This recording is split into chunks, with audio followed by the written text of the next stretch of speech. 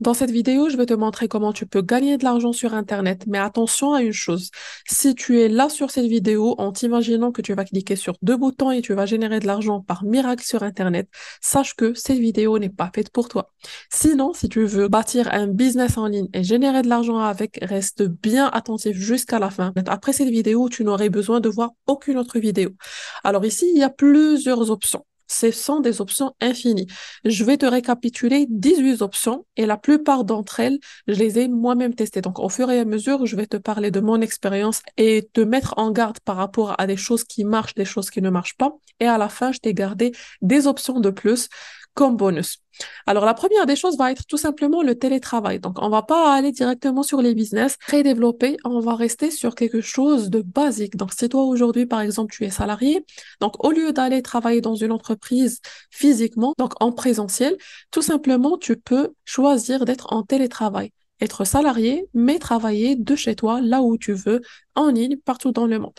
La deuxième option va être l'affiliation. Attention, chacune de ces options, je vais la détailler après, je vais vous donner les sources et les ressources nécessaires. Pour l'affiliation, c'est quelque chose que je préfère personnellement parce que vous allez voir que ça ne demande pas des compétences ultra compliquées, ça ne demande pas de créer un business de A à Z, un business qui est créé déjà. On va venir juste recommander ses services ou ses produits. La troisième option va être le marketing de réseau. Donc, vous savez que moi-même, je le développe dans le côté voyage et c'est pas parce que je suis amoureuse du marketing de réseau, mais je suis plus amoureuse du voyage.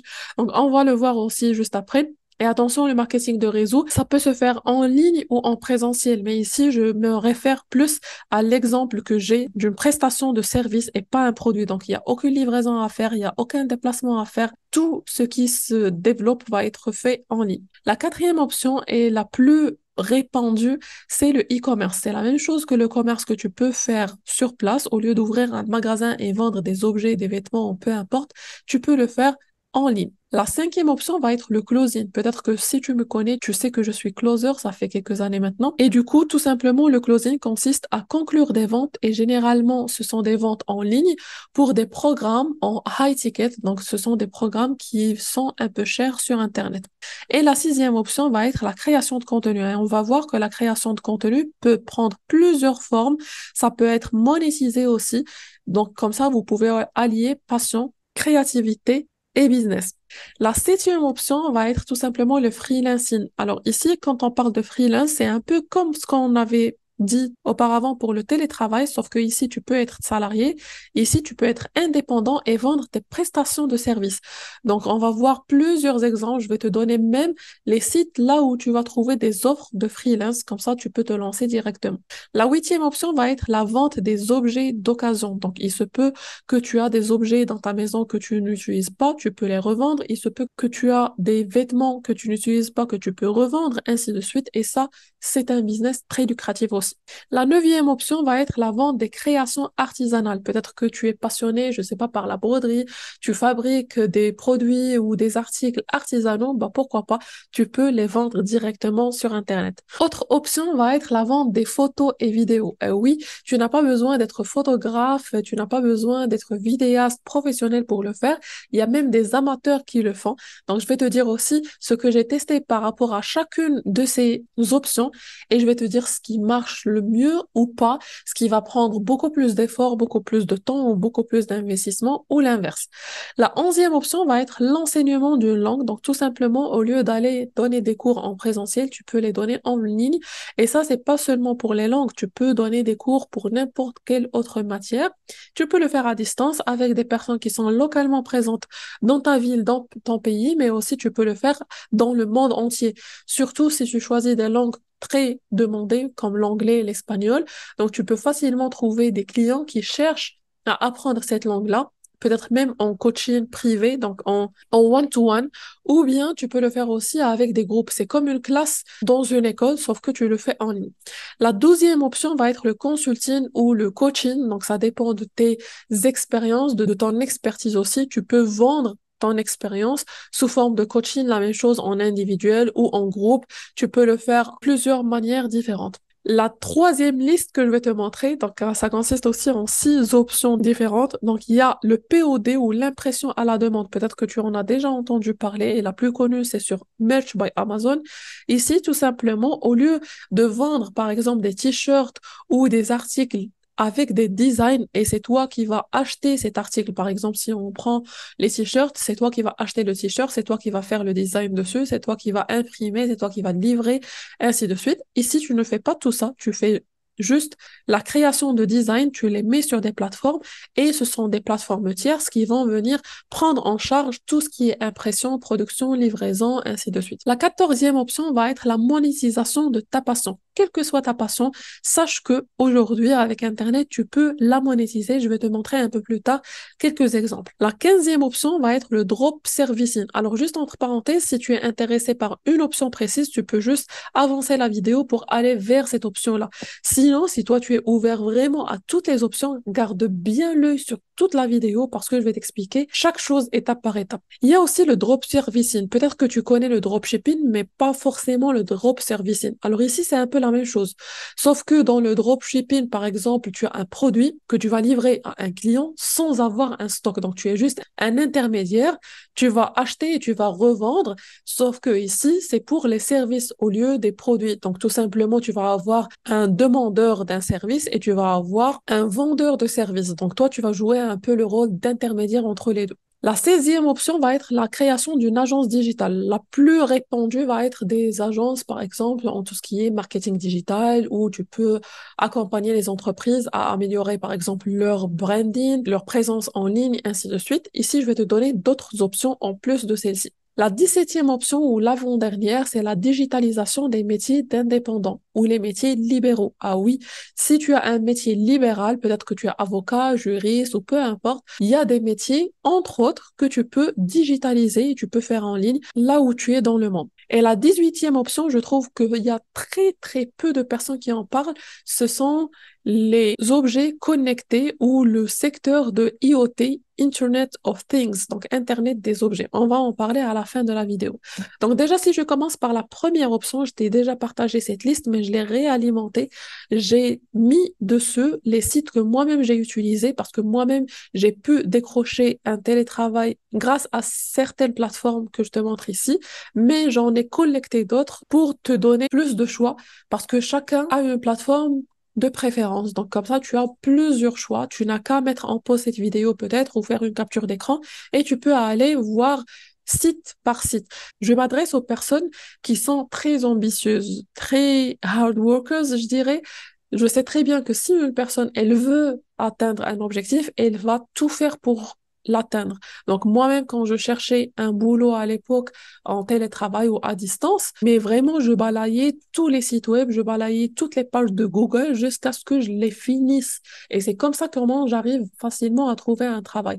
Donc si toi, tu n'es pas prêt à fournir l'effort nécessaire, sache que ici, dans le télétravail, je tiens à te le dire dès le départ, c'est qu'il y a une forte concurrence parce que si tu postules à un job dans une entreprise, peut-être même dans un autre pays très lointain du tien, qu'est-ce qui va faire que cette entreprise va t'embaucher à toi et pas quelqu'un localement présent? Donc vraiment, tu dois être distingué des autres. Tu dois sortir du lot, surtout ton profil, ton CV, ainsi de suite. Si tu veux, on peut en parler dans de prochaines vidéos par rapport à ce qui va faire que tu vas avoir un bon profil et va être accepté.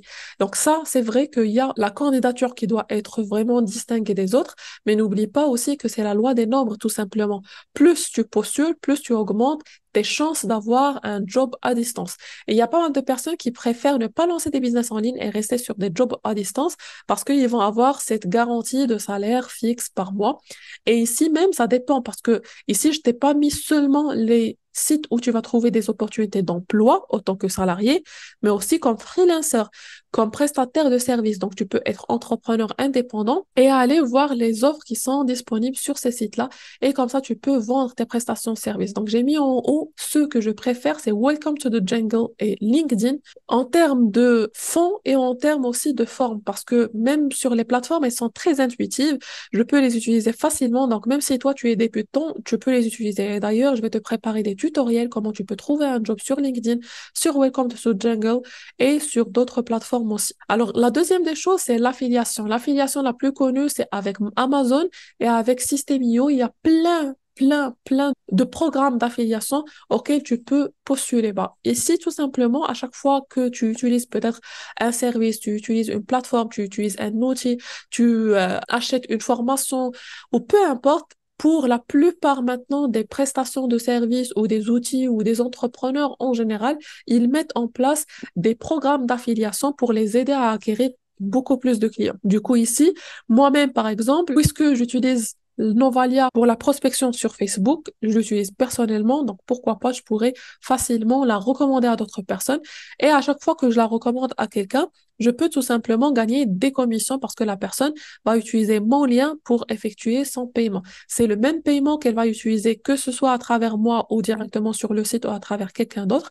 Mais si elle passe par moi, bah, tout simplement, moi, je suis payée pour ça. C'est juste comme ce qu'on fait au quotidien, c'est le bouche à oreille. Moi, j'utilise les réseaux sociaux pour le faire. Je l'utilise pas forcément avec mon réseau direct. C'est pourquoi c'est plus facile aussi de recommander des choses que tu as testées toi-même. La même chose pour la prospection sur Wallaxy.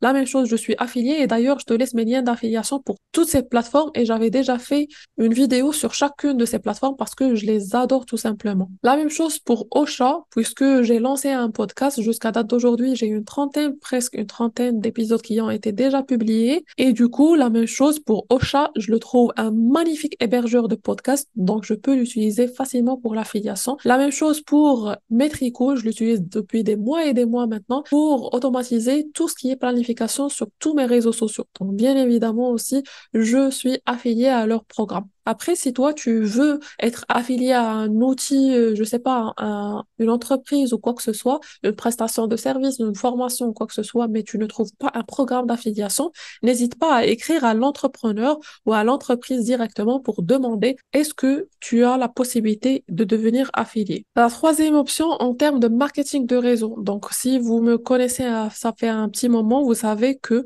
je recommande cette plateforme de voyage Travel Advantage. C'est une plateforme que moi-même j'utilise à titre personnel. J'ai pu économiser plus de 5 800 $ juste en passant par cette plateforme et en réservant mes hôtels dessus, ainsi que d'autres prestations, par exemple les vols, les activités, ainsi de suite, que sur Internet. Donc, ça me permet d'avoir des prix beaucoup plus avantageux. Et après, j'ai découvert qu'il y avait une opportunité de business, tout simplement, dans le MLM ou le marketing de réseau.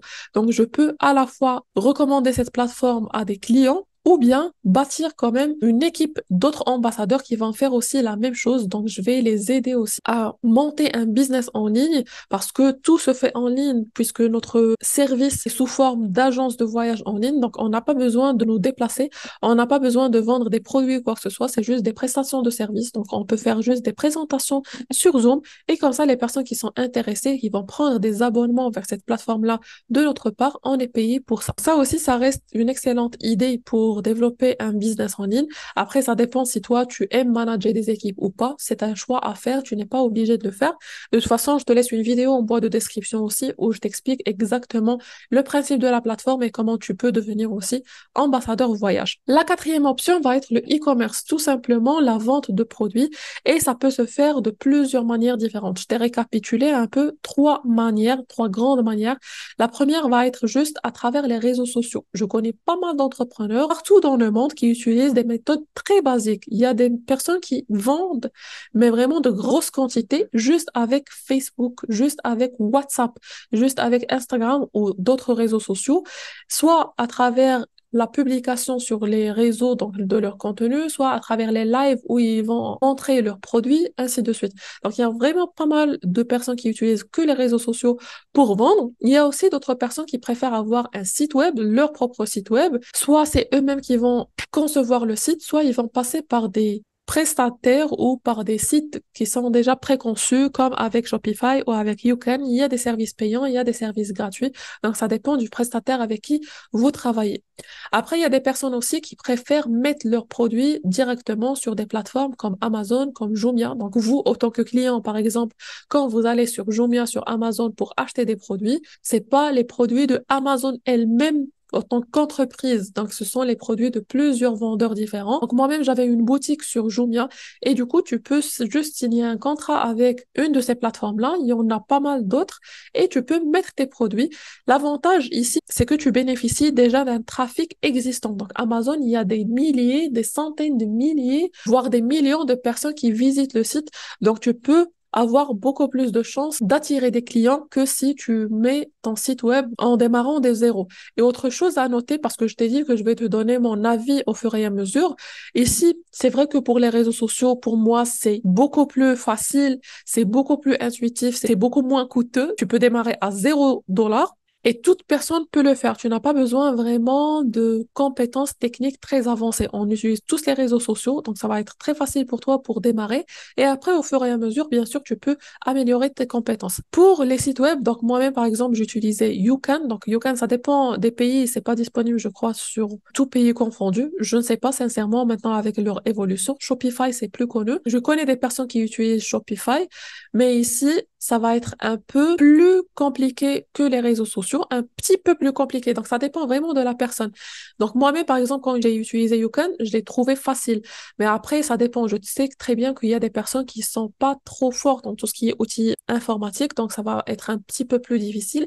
Mais de toute façon, il y a des formations, il y a des tutoriels. Tu peux voir tout ça en ligne sur YouTube et tu peux te former à appliquer en même temps. Sauf que ici, par exemple, tu dois investir plus en publicité si tu n'as pas déjà une communauté. Et ça demande un peu de l'argent pour le départ. Ici, ce que j'ai aimé, comme je t'ai dit, c'est que oui, c'est vrai qu'il y a un trafic, mais n'oublie pas qu'il y a une grosse concurrence.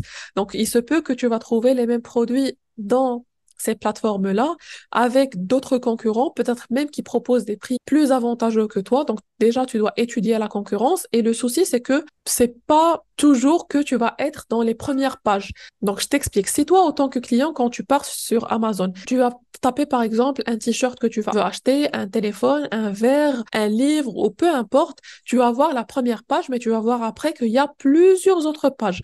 Donc, c'est rare où il y a un client qui va aller balayer toutes les pages jusqu'à la fin pour voir tous les produits.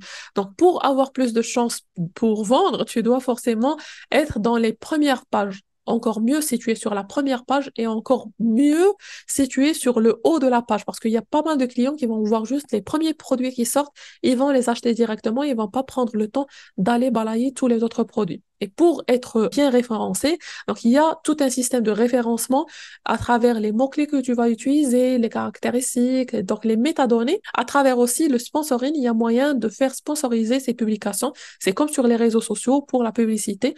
Donc ça aussi, c'est vraiment tout un art. N'imagine pas que c'est OK, juste comme ça, tu vas mettre un produit et il va être vendu. Sauf si, par un coup de chance, oui, ça peut arriver. Ou si tu es sur une niche, mais vraiment très demandée par rapport à une période donnée, bah oui, ça peut arriver. La cinquième option va être le closing. Donc, vous savez, si vous me suivez, ça fait un bon moment que je suis closer. Donc, ici, le closing, comme je t'ai dit dans la vidéo de Digital Nomade, comment tu peux devenir digital nomade, je t'ai dit que j'ai hésité entre le fait de mettre cette proposition dans l'affiliation ou dans le closing. Parce que ici, il y a deux différentes choses. Il y a des entrepreneurs qui vendent des prestations de services, par exemple. Je ne sais pas si tu connais David Laroche, donc c'est un entrepreneur, un coach, et il vend, par exemple, ses programmes de coaching. Donc, pour vendre ses programmes de coaching, il y a même des programmes, si je me trompe pas, je ne sais pas si c'est toujours d'actualité ou pas, j'avais entendu parler de ça, des programmes qui peuvent aller jusqu'à 5 000 €. Et du coup, pour vendre un programme de 5 000 €, n'imagine pas qu'il va juste mettre un site web et la personne va juste mettre sa carte bleue et elle va payer. Elle doit forcément, ou dans la plupart des cas, parler avec quelqu'un au téléphone, avec un humain. Elle peut pas juste mettre son argent comme ça, sauf pour des personnes qui savent vraiment ce qu'ils font et ce sont de très bons acheteurs. Mais c'est pas le cas pour tout le monde. Du coup, ils doivent avoir quelqu'un au téléphone. C'est ce qu'on appelle un closer qui va conclure le deal, qui va conclure la vente. Et ce closer-là, c'est pas comme un vendeur ou un commercial normal. Il y a vraiment toute une technique à utiliser. Il y a des aspects psychologiques à utiliser. Il y a vraiment tout un art derrière. Et du coup, comme je t'ai dit, il y a des entrepreneurs qui vendent leurs programmes, qui vont avoir déjà des clients, une base de clientèle, ils vont par exemple lancer des publicités ou créer du contenu, donc ils vont attirer du trafic et ils vont recruter des closers, que ce soit à temps plein, à temps partiel ou par prestation de service ou par commission, par exemple, et ces closers vont tout simplement prendre contact avec les leads ou les prospects existants pour conclure le deal. Par contre, il y a des personnes ou des entrepreneurs ou des entreprises qui demandent un closer qui fait aussi le setting, qui fait aussi la prospection, qui cherche des prospects lui-même. C'est ce que moi-même je fais avec l'académie. C'est vrai qu'au départ, je le faisais, mais après, je ne fais plus de setting puisque je fais partie des meilleurs closers de l'académie. Donc, forcément, j'ai des contacts directement de la part de l'académie. Donc, comme ça, je n'ai pas à prospecter, à chercher des leads. Directement, je peux appeler les personnes qui prennent contact avec l'académie. Et là, la différence aussi, c'est que moi-même, j'ai étudié dans cette académie. Donc, je me suis formée sur le closing avec cette académie. D'ailleurs, je t'ai fait déjà une vidéo dans ma chaîne. Je te la laisse en boîte de description par rapport à cette plateforme de formation, ce que tu vas trouver dans la formation, ainsi de suite. Et du coup, moi-même, je me suis formée avec eux et je suis devenue affiliée à eux. C'est pourquoi je t'ai dit que j'ai hésité entre le closing et l'affiliation. Mais bon, comme ça, tu as une idée. Après, si tu connais des personnes qui cherchent des closers, bah, tant mieux. Sinon, tu peux aller chercher des offres, tu peux les trouver sur LinkedIn ou autre. Sinon aussi, tu peux juste contacter un entrepreneur qui te plaît, peut-être un coach sportif qui vend un programme de coaching, peut-être un entrepreneur qui vend un service, une prestation de service, un coaching, une formation, ou peu importe, que tu aimes et que tu veux recommander. Donc peut-être tu peux le contacter pour demander s'il cherche des closers peut-être, et comme ça tu peux rejoindre son équipe. La sixième option va être la création de contenu. Alors ici, il y a vraiment tout un monde derrière. Pour la création de contenu, ça peut prendre différents formats. Donc, ça peut être, par exemple, à travers la monétisation, comme si tu es YouTuber, donc tu monétises ta chaîne à travers le programme de monétisation avec Google AdSense. Et ici, c'est le même cas pour moi. Sur ma chaîne YouTube, je l'ai monétisé, donc je peux gagner de l'argent juste en créant des vidéos. C'est vrai que ici, l'inconvénient, c'est que ça va prendre du temps, un peu, surtout au départ, si tu commences de zéro. Tu dois bien choisir une thématique. Il y a une forte concurrence parce que tu sais qu'il y a des millions et des millions de créateurs sur YouTube. C'est vrai que pas tous continuent dans le temps parce que oui, il y a pas mal de personnes qui veulent lancer leur chaîne YouTube. Ils démarrent, mais après, ils se rendent compte que c'est pas facile et après, ils abandonnent. Pour moi, ça fait des années et des années que je suis sur YouTube. J'adore cette plateforme. J'adore créer du contenu. Je le faisais, ça fait des années et des années sans toucher un centime. Et jusqu'à date d'aujourd'hui, je continue de le faire, même si je l'ai monétisé maintenant. Mais c'est pas que j'en vis à date d'aujourd'hui. Peut-être plus tard, bah pourquoi pas, j'adorerais vivre de ma passion. J'adore faire des vidéos YouTube. Et du coup, ça peut être valable pour YouTube, mais ça peut être valable pour d'autres plateformes, par exemple TikTok. Ça dépend des critères aussi et ça dépend des pays. Par exemple, dans mon pays, on n'est pas éligible à gagner de l'argent grâce au fonds de TikTok. Après, je ne sais pas si ça va changer d'ici là, mais de toute façon, tu peux monétiser la création de contenu sur différentes plateformes. Il y a aussi les podcasts qui sont en vogue maintenant. Moi-même, j'ai créé un podcast, mais c'est pas dans un but commercial en premier lieu. C'est à titre personnel, c'est pourquoi je ne communique même pas dessus. Je n'ai jamais partagé le nom de mon podcast ou quoi que ce soit. Donc ici, pour le podcast, la même chose, tu peux le monétiser soit à travers le sponsoring, à travers la monétisation comme sur YouTube. Ça dépend des plateformes. Moi, j'utilise Ocha dont je t'ai parlé et je te laisse le lien en boîte de description. J'adore la plateforme. Sinon, tu peux aussi faire des placements de produits. La même chose pour toutes les formes de création de contenu. Tu peux faire des placements de produits. Tu peux avoir des partenariats rémunérés avec des marques. Donc ça aussi, c'est une bonne chose. Après, il y a tout ce qui est blog. Par exemple, si tu aimes la rédaction, tu peux créer un blog sur une thématique donnée qui te passionne et tu peux continuer de publier des articles. Et la même chose, tu peux même intégrer l'affiliation dans tes articles de blog. Comme ça, à part la monétisation que tu peux avoir, par exemple, en louant des espaces publicitaires à des annonceurs sur ton blog, tu peux aussi te servir de l'affiliation. Et après, il y a tout ce qui est produits digitaux. Alors, ça peut être des formations que tu peux créer, ça peut être des guides, ça peut être des e-books ou tout autre format de produit digital que tu peux créer et tu peux vendre en ligne. La septième option va être le freelancing ou le freelance. Alors ici, pour être freelance, comme je t'ai dit, freelance, c'est tout simplement une prestation de service que tu vas vendre sur des plateformes. Je t'ai déjà donné des exemples sur la première option, télétravail, mais je te remets ici les sites où tu peux chercher des offres de freelance, donc il y a des entrepreneurs qui vont aller chercher des prestations de services. Et les plus connus sont Upwork, Freelancer et Fiverr, et aussi 5euros.com qui est nommé maintenant Camap. Après, je t'ai donné ici des exemples de métiers que tu peux faire ou de professions que tu peux faire. Donc, ça peut aller, mais vraiment dans tous les sens. Tu peux être copywriter, tu peux être traducteur, tu peux être graphiste, tu peux faire de la transcription, tu peux faire de la voix off à certaines vidéos, mais vraiment, tu peux faire de tout. Je t'invite juste à aller voir un peu sur ces sites-là les personnes qui sont dessus, qu'est-ce qu'ils proposent pour chercher ce qui va te convenir le mieux. La même chose ici, ce qui va être difficile, c'est juste au départ pour avoir tes premiers clients. Parce que si tu es sur une niche où il y a plein de freelancers qui offrent les mêmes services, d'ailleurs, tu vas voir qu'il y a plein de personnes qui viennent de l'Asie, du continent asiatique, en grand nombre, mais aussi proposent des prix qui sont faibles. Donc ça aussi, ça va te mettre un peu en concurrence avec eux. Et généralement, ils font de belles prestations de services. Donc juste essaie d'étudier la compétence que tu veux vendre sur ces plateformes-là. Il y en a plein de vidéos en ligne où tu peux trouver beaucoup plus d'informations sur chaque plateforme si tu as un peu du mal à utiliser une de ces plateformes, mais il y en a celles qui sont très faciles à utiliser. Attention, juste, il y a quelques-unes qui sont en anglais, mais il y en a d'autres qui sont aussi en français. Donc, si toi, tu ne comprends pas trop l'anglais, tu peux te servir des plateformes qui sont françaises. Après, tu peux mettre juste cette vidéo en pause encore une fois et juste voir ici les types des exemples que je t'ai donnés, des professions que tu peux faire. La huitième option va être la vente des objets d'occasion. Encore une fois, le but de cette vidéo, c'est vraiment de te donner une idée sur chacune des options que tu peux avoir comme business en ligne pour pouvoir générer ton argent en ligne. Mais après, il y en a plein. Je vais pas m'attarder sur chacune d'elles, sinon ça va faire un cours de 5 heures et c'est pas le but. Alors, pour la vente des objets d'occasion, donc moi-même aussi, je l'ai faite. Ici, tout simplement, tu peux juste aller voir dans ta maison ce qui traîne depuis peut-être longtemps que tu n'utilises même pas. Il y a des personnes qui ont des garages, qui ont des greniers, qui ont des endroits, même des chambres dans leur maison où ils mettent des objets qu'ils n'utilisent pas et tu vas voir que tu peux trouver mais vraiment des gadgets, tu peux trouver des équipements sportifs, tu peux trouver des appareils électroniques, tu peux trouver des vêtements, tu peux trouver peu importe quel objet et tu peux vendre. Tu peux vendre tout et n'importe quoi sur Internet. Et il y a plusieurs façons de le faire. Donc, soit tu crées un site web où toi-même, tu vas commencer à vendre tes produits, mais ici, tu vas me dire, mais ok, je vais créer un site web, mais après, j'ai juste quelques articles à vendre dans ma maison, comment je vais faire? Bah ici, je te dis que tu peux faire ça en plusieurs étapes. Déjà, je pourrais aussi te préparer une vidéo sur ça, mais la première des choses, tu peux commencer par ta maison.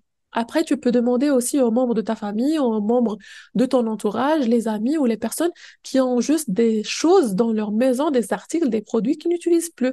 Et tu peux juste prendre ces articles-là et les mettre sur ton site web. Après, si tu as fini vraiment tout ton cercle, tu peux aller chercher sur Internet. Il y a des personnes qui donnent gratuitement des articles qu'ils n'utilisent plus. Il y a des personnes aussi qui feront sortir ça dans des coins. Donc ça, c'est pas valable dans tous les pays. Dans mon pays, ça n'existe pas, mais je sais que ça existe dans d'autres pays. Il y a des personnes qui font le vide dressing, le vide grenier par exemple, le vide garage et ils vont juste faire sortir tout ce dont ils n'ont pas besoin. Ils vont parfois le donner, parfois le vendre à des prix très très faibles. Tu peux toi-même reprendre ces produits-là et les revendre. Tu peux même les retoucher avant de les revendre. La même chose, tu peux faire ça sur les marketplaces. Ça peut être Facebook Marketplace, c'est ce qui est le plus connu, mais tu peux le faire aussi sur Instagram Shopping. J'ai vu aussi que YouTube, il y a une option de YouTube Shopping, si je me trompe pas, ça se nomme comme ça. Mais il y a des marketplaces généralement sur différents réseaux sociaux où tu peux juste mettre les photos de ton article, tu peux mettre le prix que tu veux, une petite description, et comme ça, tu peux aller chercher tes premiers clients. Sinon, tu peux utiliser tes réseaux sociaux pour le faire directement. C'est ce qui est aussi beaucoup plus facile. Tu peux même mettre ça dans un groupe WhatsApp ou même sur ton statut WhatsApp ou sur les différents réseaux que tu utilises. Sinon, il y a des sites qui sont dédiés à ça ou d'autres plateformes comme Vinted, il y a Avito par exemple, il y a eBay ou d'autres plateformes où tu peux vendre les objets d'occasion. Autre chose qui va un peu dans la même thématique, c'est la vente de créations artisanales. Donc peut-être que toi, tu sais faire la poterie, tu sais peut-être faire des bougies, tu sais faire du savon, tu sais, je sais pas, faire de la broderie ou peu importe. La même chose, tu as les mêmes outils pour pouvoir vendre tes créations artisanales. Peut-être que tu vas fabriquer des accessoires. Et là, je vais mettre entre parenthèses quelque chose, tu vas me dire, ouais, mais moi, je ne sais pas faire quelque chose de mes propres mains. Donc, je ne sais pas fabriquer des produits handmade. Je vais te dire qu'il y a des tutoriels pour tout sur Internet. Donc, tu peux apprendre comment faire n'importe quoi. Donc, si toi, tu es passionné par quelque chose et tu veux vraiment l'apprendre, tu peux aller chercher des tutoriels, tu peux apprendre à fabriquer des produits et tu peux tout simplement les vendre. Tu peux les vendre aussi sur Etsy ou sur d'autres plateformes comme cité ici. La dixième option va être la vente des photos et vidéos. Je sais qu'il y a pas mal de personnes qui ne connaissent pas que ça existe, mais oui, normalement, on ne doit pas prendre juste les photos qu'on trouve sur Internet. Il faut savoir qu'il y a des photos qui sont libres de droit. C'est-à-dire, moi, par exemple, aujourd'hui, j'ai un blog et je veux publier un article et j'ai besoin des photos. Donc, soit je vais utiliser des photos que moi-même j'ai prises de mon propre téléphone, soit je vais aller dans des librairies ou des stocks de photos et chercher des images libres de droit. Sinon, je peux même acheter en ligne des photos pour pouvoir les réutiliser. Et ici, il y a plusieurs méthodes de les réutiliser. Il y a des fois même où tu vas acheter une licence pour utiliser cette photo, donc pour avoir les droits de l'utiliser, mais ils peuvent t'interdire de l'utiliser à des fins commerciales, par exemple pour vendre un produit ou autre. Ils peuvent, par exemple, te dire, OK, tu peux la republier, mais tu dois mentionner le créateur de cette photo. Donc, fais attention à ça. Et la même chose de l'autre côté, donc si on est dans les coulisses de la chose, toi-même, pourquoi pas, tu peux commencer à vendre tes photos sur ces plateformes-là. Il y en a plein, je vais te récapituler juste quelques-unes. La plus connue, c'est Shutterstock et iStock. Donc moi-même, j'ai utilisé celle-ci. Par contre, il faut dire la vérité, ça prend du temps et pas toutes les photos sont validées parce que pour la plupart des plateformes, je sais pas pour toutes parce que je les ai pas toutes testées, attention, mais juste à travers mon expérience, je sais que j'avais utilisé des plateformes où les photos doivent être validées. Parfois, ils te disent que la thématique n'est pas validée, parfois les dimensions, parfois juste l'éclairage, parfois l'objet de la vidéo en elle-même, donc son contenu, parfois la qualité de la vidéo, parfois la taille de la vidéo. Donc vraiment, ça va prendre un petit peu de temps au départ pour que tu puisses te former pour le faire. Et après, tu dois améliorer tes compétences de photographie parce que oui, tu vas trouver sur ces plateformes des personnes amateurs qui vont juste démarrer en photographie, qui ont juste leur téléphone portable et qui font des photos de manière ordinaire comme tout le monde. Bien sûr, ils vont être en concurrence avec des personnes qui utilisent aussi des téléphones portables comme toi, mais qui ont plus de compétences dans la photographie. Et à côté aussi, il y a des photographes professionnels. Donc vraiment aussi, pour être différencié des autres, tu dois travailler sur les métadonnées aussi pour bien référencer tes photos. Parce que la même chose que je t'ai dit pour Amazon tout à l'heure pour les articles. Quand toi, tu vas aller sur une librairie de photos et tu vas choisir, par exemple, photos de chat, photos de chien, photos de paysage, tu vas tomber sur une première page, mais après, il y a plusieurs pages. Donc, pour que tu puisses apparaître dans la première page, tu dois vraiment travailler sur ton référencement, tu dois avoir une belle qualité d'image, ainsi de suite. Et la photographie, pour moi, je ne le savais pas, mais je me disais, OK, une photo, je la trouve belle, donc pour moi, c'est OK, je peux la vendre. J'étais très contente, mais après, je me suis rendu compte que c'est pas aussi facile que ça. Tu dois vraiment te former pour améliorer tes compétences en photographie. Mais ça reste aussi une option très intéressante parce que je sais que peut-être toi qui regardes la vidéo aujourd'hui, peut-être que tu adores la photographie, peut-être que tu prends de belles photos, bah pourquoi pas, ça peut être une source de revenus pour toi. Une onzième option va être l'enseignement d'une langue. Donc, comme je t'ai dit, tu peux juste chercher des personnes en ligne qui veulent apprendre une langue. Tu vas me dire, ouais, mais il y a des cours en ligne. Mais écoute, comme toute autre prestation de service, il y a des personnes qui préfèrent être accompagnées par quelqu'un, par un professeur. Ils ne peuvent pas juste voir des vidéos et apprendre. Pour ces personnes-là, elles sont prêtes à payer pour tes prestations. Alors, si tu as un site web, tu peux le faire sur ton propre site web. Tu peux aussi utiliser tes réseaux sociaux. Sinon, tu peux utiliser une de ces plateformes-là. Je les ai pas testées, sincèrement, j'ai jamais enseigné une langue en ligne. Même si j'adore la pédagogie, j'adore enseigner des choses, mais pas pour les langues, c'est pas forcément ma passion. Donc, j'ai cherché sur Internet et je t'ai récapitulé ici les plateformes qui sont les plus connues pour pouvoir enseigner des langues. Donc, tu peux le faire sur ces plateformes-là. L'avantage pour certaines d'entre elles, c'est qu'il y a déjà une communauté derrière, il y a déjà une clientèle, il y a déjà un trafic derrière, je dirais.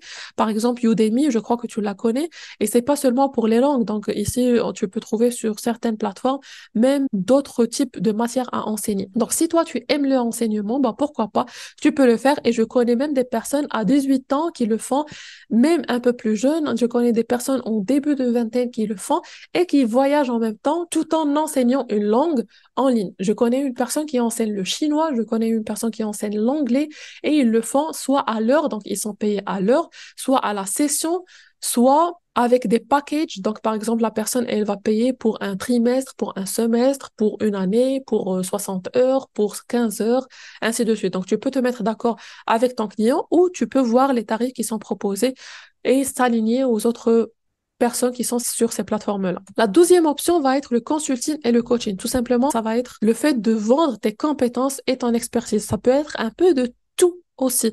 Donc, il se peut que tu es expert dans ce qui est financier, par exemple les business en ligne. Par exemple, tu peux accompagner des personnes à bâtir un business en ligne ou à améliorer leur visibilité, ou peut-être que tu es coach en relation peut-être sexuelle, peut-être en relation de couple, peut-être en relation parent-enfant, peut-être en relation familiale en général, peut-être en relation entre amis, ça peut être, mais vraiment un peu de tout. Et tu peux te spécialiser sur une niche donnée et comme ça, tu peux commencer à vendre tes conseils, donc soit en consulting, soit en coaching. Donc, comme je t'ai dit, la même chose, soit en one-to-one. Donc, tu fais des sessions sur Zoom, sur Skype, en appel vidéo avec la personne sur Google Teams ou peu importe quelle autre plateforme. Tu peux choisir d'avoir ton propre site web où tu vas vendre tes prestations de services ou tu peux juste utiliser les réseaux sociaux pour te faire connaître et pour attirer tes premiers clients. C'est vrai que tu dois choisir ta niche, tu dois choisir aussi l'expertise que tu veux vendre et tu dois prendre en compte la concurrence qui existe déjà sur le marché parce que c'est pas toujours facile de se mettre un nom, de se faire connaître dès le départ. Ça va prendre un peu de temps pour avoir une clientèle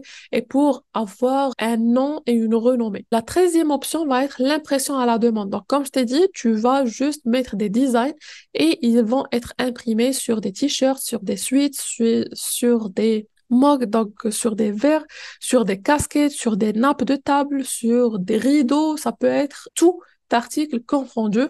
Donc moi-même, j'utilisais Merch by Amazon. Après, il y a Redbubble, il y a Printful, il y a vraiment pas mal de plateformes. Pour les autres, je les connais pas forcément. J'ai juste fait des recherches sur Internet pour te préparer cette vidéo.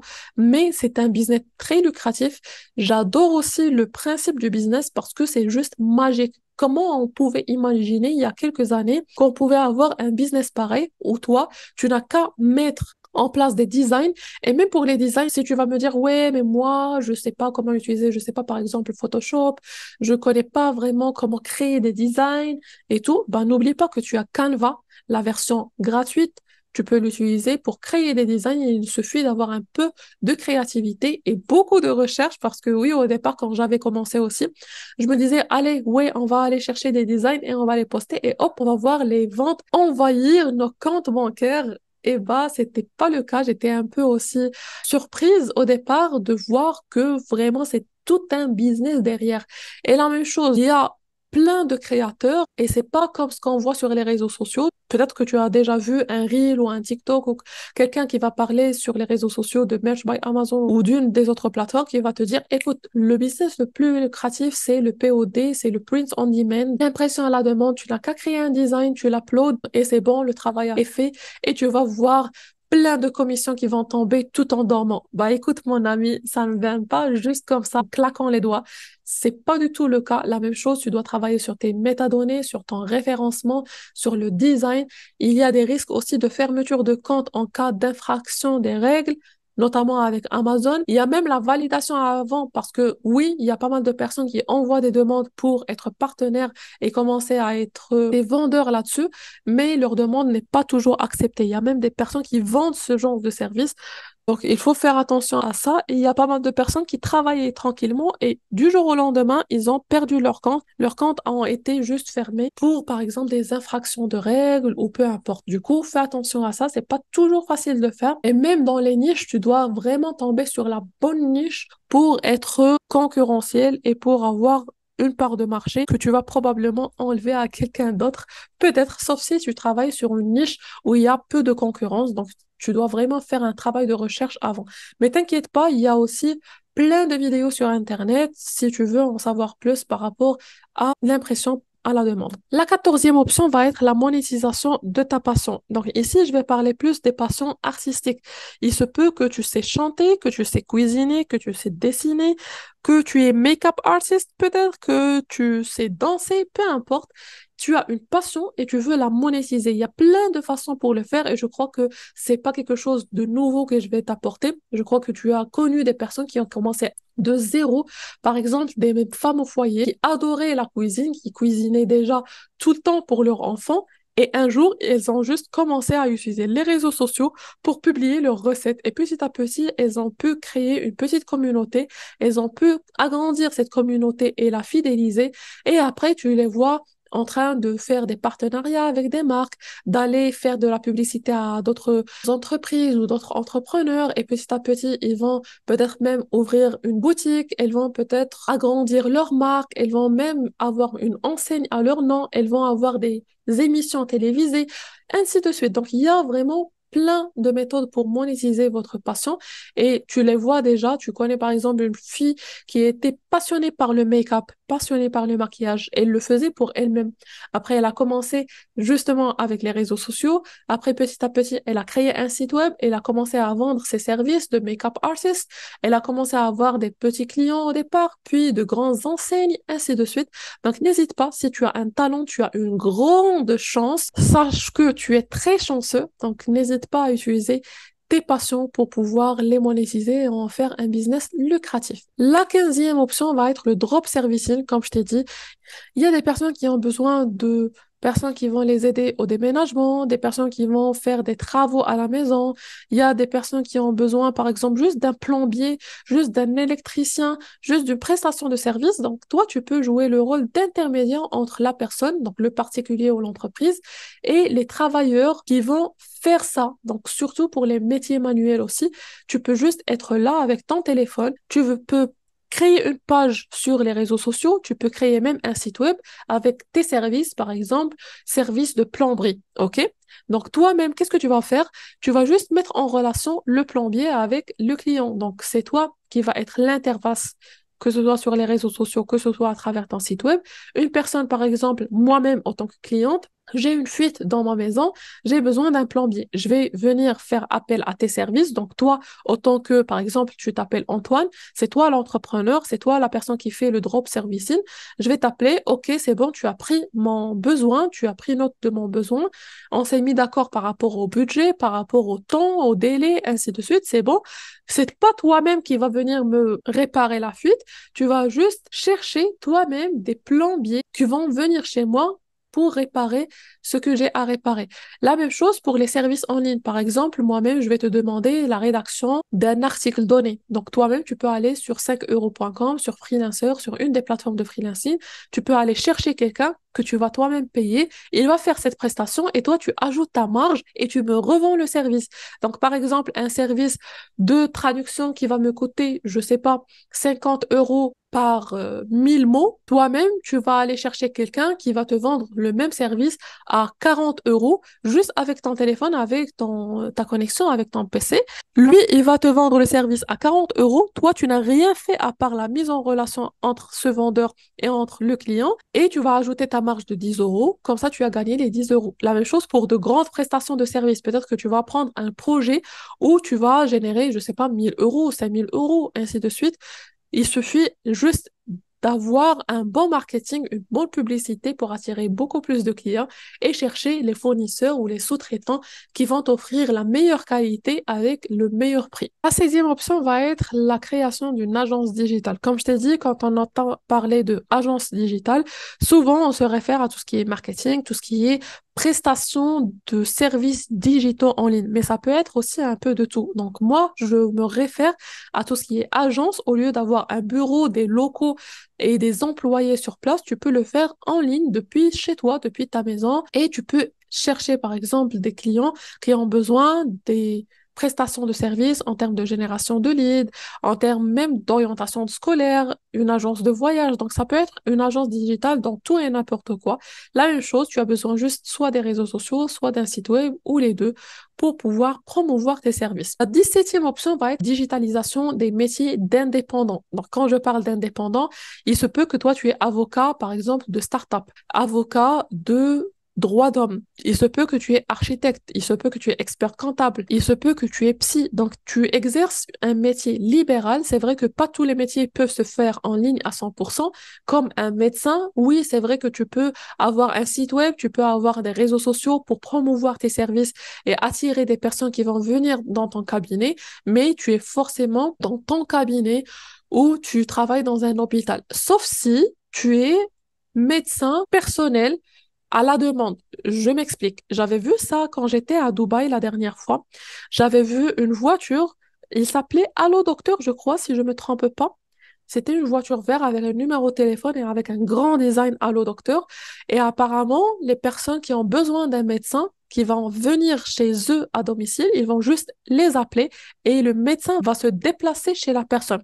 Donc, il se peut que c'est une idée pour toi si tu es médecin et si tu es en train de regarder cette vidéo, bah pourquoi pas, pense à le faire. Si jamais tu as une spécialité qui te permet de le faire, parce que ne me dis pas que tu es chirurgien spécialisé dans je sais pas quoi et tu vas rendre tes prestations juste à domicile parce que tu vas pas aller rendre une maison comme un bloc à l'hôpital pour faire des opérations, pas du tout.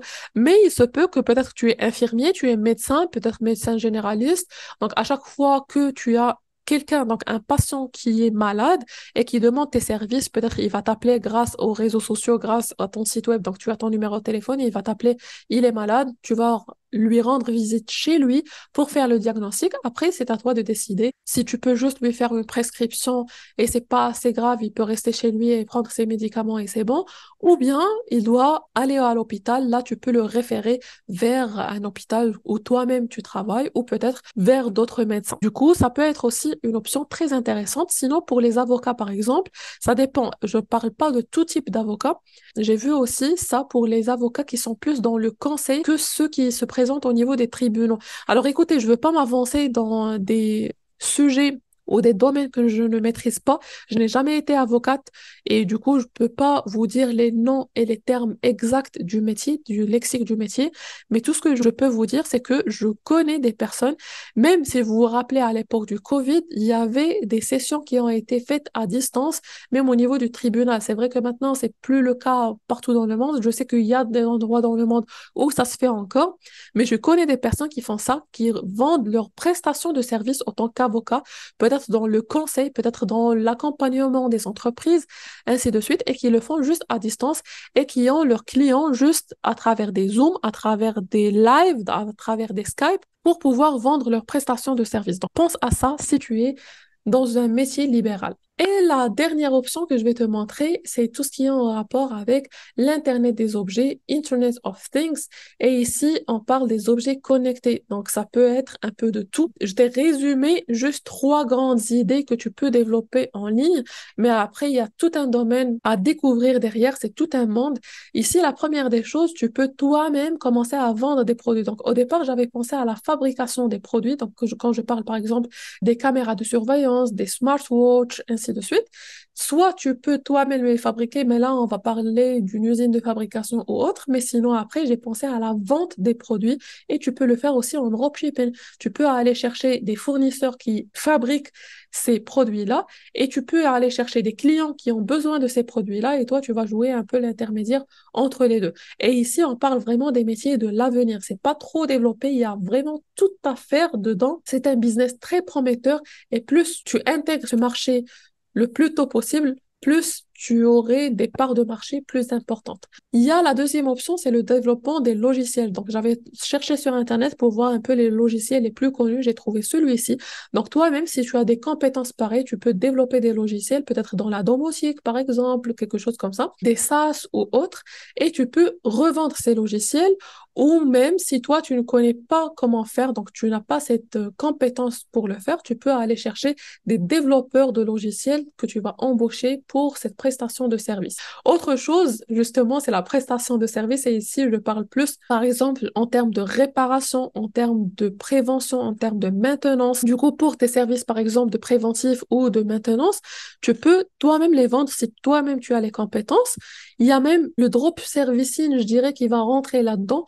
Donc, toi-même, tu vas juste aller chercher les clients et les vendeurs et tu vas les mettre en relation tout en passant par toi, toi autant qu'entrepreneur. Donc, c'est toi qui vas facturer tes services et tu vas juste mettre ta marge pour pouvoir en bénéficier comme business en ligne. Je vais t'ajouter quelques options de plus juste pour te donner un avant-goût parce qu'il y en a plein. Mais ici, tu peux trouver des idées un peu originales. J'ai trouvé que aussi, tu peux bâtir une agence de détectives privés. Et tu sais que même sur Internet, tu peux avoir des détectives privés. Alors, je sais pas côté loi comment ça se passe, quelles sont les limites à ne pas dépasser, mais je sais qu'il y a des détectives privés dans la vie réelle, donc des personnes qui vont aller chercher des informations sur une personne, mais ça peut être aussi digitalisé. Donc, tu sais que sur Internet, grâce à des white hackers, comme on les appelle, je sais pas si je me trompe sur le terme technique, mais il y a des personnes qui vont aller te chercher toutes les informations par rapport soit à une entreprise, un entrepreneur, un particulier, dans un but donné. Il faut juste se renseigner par rapport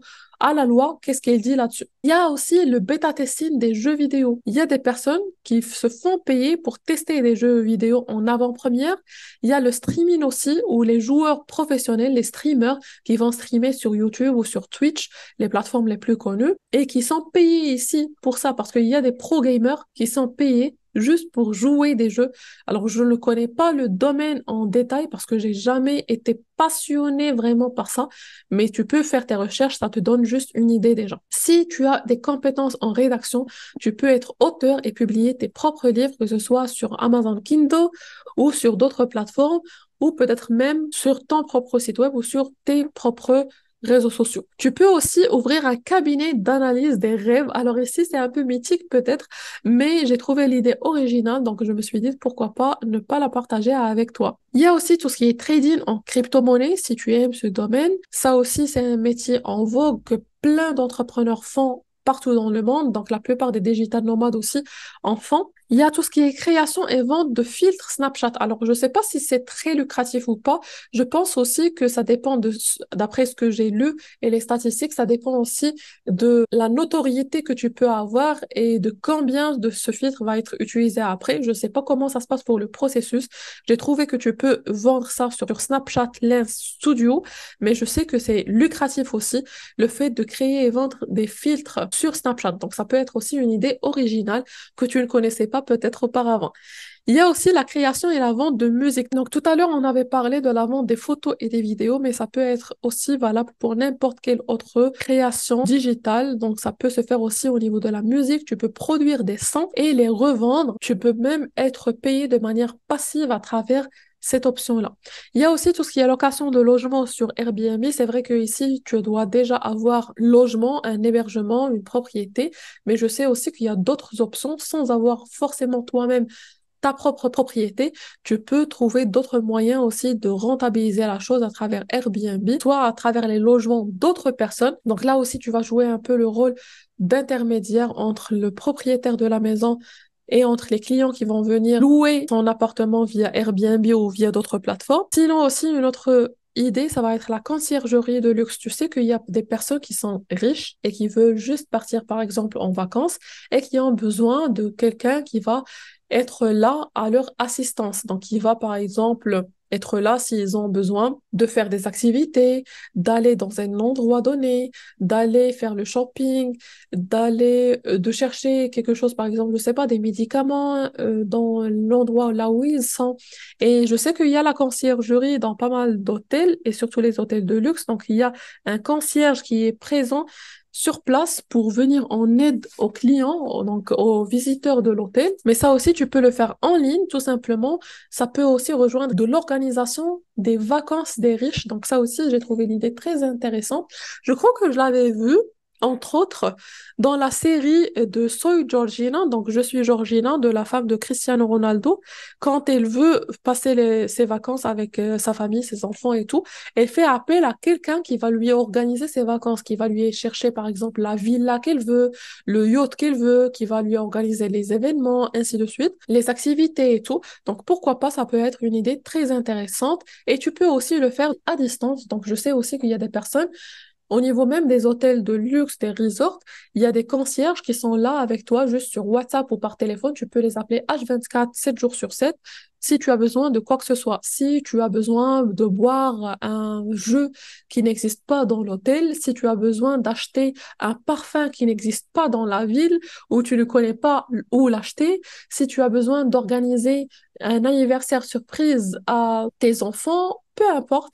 Donc, tu peux juste le contacter et toi, autant que concierge de luxe, pas forcément c'est toi-même qui va organiser la chose, tu peux juste coordonner la chose derrière. Et il y a aussi la création de contenu UGC, peut-être que tu as déjà vu ça sur TikTok, donc User Generated Content.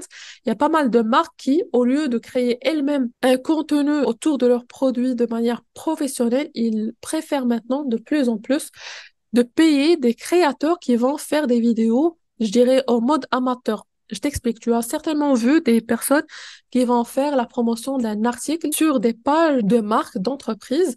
Tout simplement, c'est comme s'ils sont des utilisateurs et ils vont faire le unboxing, par exemple, d'un colis, ils vont tester le produit, ils vont donner leur avis ou ils vont créer du contenu autour de ce produit-là. Donc, c'est la même chose. Ici, c'est tout un métier que tu peux faire et tu peux être rémunéré pour ça. Alors, attention à une chose avant d'aller vers la fin de la vidéo. Aucun de ces business n'est facile. Peut-être qu'au départ, moi-même, j'avais eu cette fausse idée avant de me lancer sur pas mal de business. Je me suis dit, à travers les vidéos que je voyais sur les réseaux sociaux, ouais, c'est facile, c'est bon, hop, je vais démarrer et je vais avoir l'argent qui découle du ciel. Bah, écoute, je suis navrée de te décevoir, mais c'est pas toujours le cas. Il y a vraiment derrière chacun business tout un métier à apprendre. Donc, juste mets-toi en tête que ça va demander un investissement parfois, donc c'est pas valable pour tous les business, mais pour pas mal de business, ça demande un investissement de départ. Pour d'autres, c'est 100% gratuit, mais tu vas voir qu'au fur et à mesure, pour scaler ton business, peut-être, c'est là où tu vas besoin d'investir. Et ça va te demander de l'effort, c'est pas juste en cliquant sur quelques boutons que tu vas faire sortir de l'argent. Bah ici, tout simplement, ça va te demander un effort comme tout autre métier et ça va demander aussi du temps, sauf si tu as déjà, par exemple, un grand fonds d'investissement qui va t'aider à booster ton business dès le départ. Si tu as aussi une communauté, ça t'aide dès le départ. Donc, sinon, si tu démarres vraiment de 0,00000, ça va être difficile au départ de générer de l'argent juste comme ça. Je ne veux pas dire que ça n'existe pas, mais vaut mieux te le dire maintenant. Et comme ça, si tu arrives à avoir des résultats plus rapidement et plus facilement, bah, tant mieux, je serai très contente pour toi que de te vendre la vie en rose. Et je vais te dire, écoute, c'est trop facile, juste lance-toi. Et une fois que tu te lances, tu vas voir que ça va demander de la formation, ça va demander des efforts derrière. Et en parlant de formation, ici, il y a plusieurs méthodes pour se former. Je les ai divisées en deux. Donc, soit tu te formes gratuitement, notamment sur YouTube, tu vas trouver la mer à boire, donc tu vas trouver vraiment un peu de tout, soit de manière payante. Et comme je t'ai expliqué la dernière fois, la différence entre les deux, c'est que ici, oui, certes, tu vas trouver aussi des informations, mais ici, c'est plus la pédagogie. Tu vois, dans la formation, ou la plupart des formations payantes, ce sont des formations étape par étape. Donc, tu suis vraiment une stratégie étape par étape. Et ça te permet d'épargner pas mal de temps. Autre chose, tu as l'expérience personnelle de la personne qui a créé cette formation. Donc, la plupart des entrepreneurs, certes, ils peuvent donner du contenu gratuit sur les réseaux sociaux, mais forcément, ils ont quelque chose de plus à te donner en payant. Donc, parce que ici, tu payes pour l'expertise de plusieurs années dans leur domaine. C'est pourquoi tu payes ici pour l'expérience, tu payes aussi pour le partage des astuces concrètes, le partage des conseils concrets, donc pas seulement pour des informations génériques. Et ici, par exemple, j'ai mis ici la Michigan Academy parce que c'est la formation aussi que j'avais payée et c'est vrai que ça englobe un peu le tout. Je te montre. Donc ça, c'est la plateforme. Je t'ai déjà préparé une autre vidéo. Je vais pas m'attarder là-dessus, mais juste pour te dire que, par exemple, moi-même, je me suis formée sur le closing, sur la prospection, sur le marketing digital, sur le copywriting. Je me suis formée sur l'affiliation. Je me suis formée aussi sur chacun des réseaux sociaux et comment je pourrais les utiliser. Du coup, si toi, tu es intéressé par ce genre de formation, donc moi-même, je vends ces formations, je pourrais mieux te renseigner par rapport aux détails de chaque formation. N'hésite pas à me le dire en privé ou en commentaire. Mais sinon, il y a toujours des ressources gratuites sur lesquelles tu peux te baser pour te former sur pas mal d'autres compétences. Et bien sûr, une fois tu t'es formé, tu as choisi le business que tu veux lancer, il suffit maintenant de te lancer concrètement parce que oui, c'est bien d'être formé, mais on n'est jamais formé assez comme si on commence vraiment à mettre en pratique notre business, notre compétence pour voir ce qui marche, ce qui ne marche pas et adapter à chaque fois ton business pour l'améliorer. À noter quelques petits conseils que je voulais te partager parce que ça me tenait à cœur aussi. Je voulais avoir ces conseils-là au départ, mais malheureusement, je les ai appris en route au fur et à mesure et je veux pas que tu passes par les mêmes erreurs peut-être que moi, même si j'appelle pas ça des erreurs en fait, mais juste il faut faire attention à des choses. Par exemple, la première des choses, c'est au niveau de la prospection. Il y a pas mal de personnes qui me disent, bah écoute, c'est bon, il suffit d'avoir la meilleure idée du siècle pour mon projet, hop, je lance et c'est bon, les clients vont venir seuls. J'avais un peu pour certains projets cette idée-là, mais sincèrement, c'est pas le cas. Si tu démarres de zéro, encore une fois, je répète, si vraiment tu démarres de zéro, aucune communauté, aucun réseau, c'est pas aussi facile que ça. Mais par contre, si au moins tu as un réseau déjà, donc un réseau, que ce soit en présentiel, donc en physique, des personnes de la famille, l'entourage et tout, qui te soutiennent, même si, entre parenthèses, ça c'est rare, et attention aussi à ça, ne te laisse pas te décourager par les personnes de ton entourage qui vont te dire, ouais, ça ne marche pas ton truc, ouais, retourne au salariat, ouais, mais ton truc est bidon, bref, ils vont commencer peut-être même à se moquer de ce que tu fais, juste ne les écoute pas parce que c'est toi seul qui as confiance en ce que tu veux développer.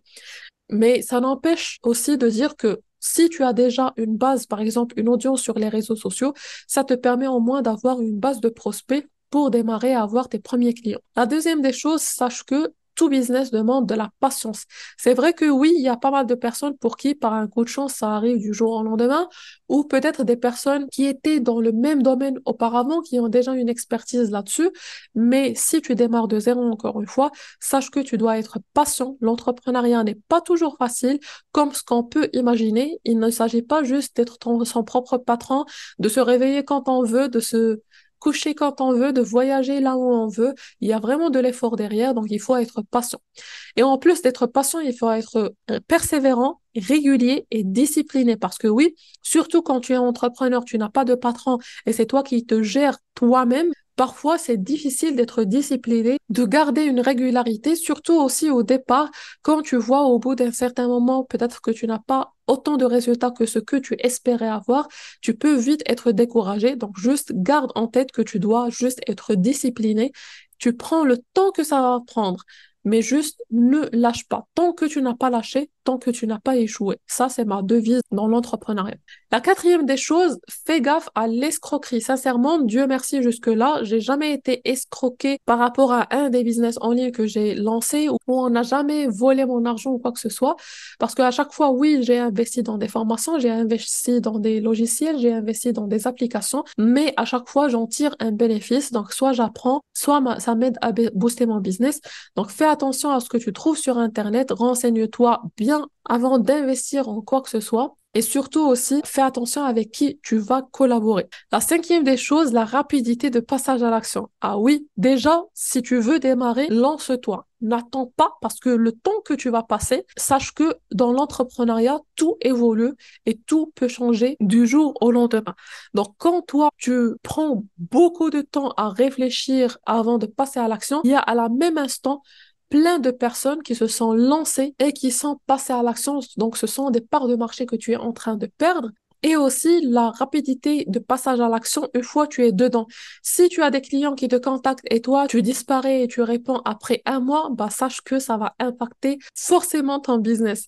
Si par exemple, tu as démarré un business, mais tu mets trop de temps juste à planifier et à ne pas mettre en place des actions, sache qu'il y aurait d'autres personnes qui vont venir après toi, qui vont mettre en place des actions et qui peuvent prendre une longueur d'avance que toi, ils peuvent même te faire sortir du marché. Donc, n'oublie pas qu'on est dans un marché concurrentiel. Bien sûr, ça dépend des business, ça dépend de ce que tu veux lancer, mais sache que tu dois être rapide, tu dois mettre en place des actions.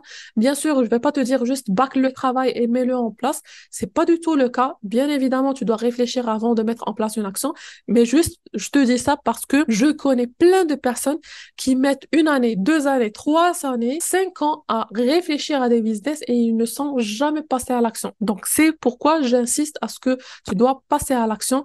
Et la même chose au sein de ton business, n'oublie pas que tu dois être rapide parce que sinon, tu vas être expulsé du marché. Et la sixième des choses, tu dois être ouvert à la multipotentialité. Quand on est entrepreneur et surtout solo-entrepreneur ou auto-entrepreneur ou des personnes qui travaillent seules, surtout au départ de leur business, sache que tu dois apprendre à faire pas mal de choses à la fois. Donc, sois ouvert à l'apprentissage pour avoir plusieurs casquettes différentes et après, au fur et à mesure, une fois que tu commences à agrandir ton business, tu commences à être lucratif, tu commences à générer de l'argent, tu peux sous-traiter certaines tâches, tu peux recruter des personnes dans ton équipe, ainsi de suite. Alors, juste pour la fin de cette vidéo, je te mets en boîte de description 3 choses, donc les outils de prospection et d'automatisation que moi-même j'utilise si jamais tu veux aller chercher beaucoup plus de prospects en automatique, parce que je sais très bien que la prospection prend énormément de temps et moi-même j'utilise des outils à la fois pour aller chercher des clients et à la fois créer du contenu en automatique, comme ça je libère du temps pour le dédier à mon cœur de métier. Je te laisse aussi en boîte de description la formation dont je t'ai parlé tout à l'heure. Si jamais c'est quelque chose qui te tente pour améliorer tes compétences, bah n'hésite pas, on peut en parler. Tu peux en savoir plus à travers le lien que je te laisse. Et aussi un business en ligne que j'ai lancé déjà. Donc comme ça, tu peux en savoir plus si tu veux devenir digital nomade, si tu veux devenir ambassadeur voyage, bah pourquoi pas. Et sur ce, je te dis très très bon courage. J'étais vraiment ravie de te faire cette vidéo. C'est une formation que j'aurais pu vendre, mais j'ai préféré te la donner, te l'offrir gratuitement parce que je sais très très bien qu'il y a pas mal de personnes qui n'ont pas forcément les moyens de se lancer et qui ont besoin de quelqu'un qui va juste leur donner un guide étape par étape ou juste leur donner des idées de business qu'ils peuvent lancer et qui ne trouvent pas forcément sur Internet dans une même et unique vidéo. Et après cette vidéo, comme je t'ai dit, déjà tu as un bagage, tu as déjà pas mal d'idées. Il suffit de choisir l'idée qui te convient le mieux et d'aller directement te renseigner, d'aller te former, d'aller faire tes recherches sur Internet pour en savoir plus, pour bien maîtriser la chose et tu peux te lancer directement. Donc voilà, je te souhaite tout le succès du monde. N'hésite pas à revenir vers moi si tu as n'importe quelle question en commentaire ou en privé. Je te laisse toutes mes coordonnées en boîte de description ainsi que mes réseaux sociaux. Et sur ce, je te dis à la prochaine vidéo. N'oublie pas de t'abonner pour avoir beaucoup plus de contenu concernant les business en ligne si c'est quelque chose qui t'intéresse.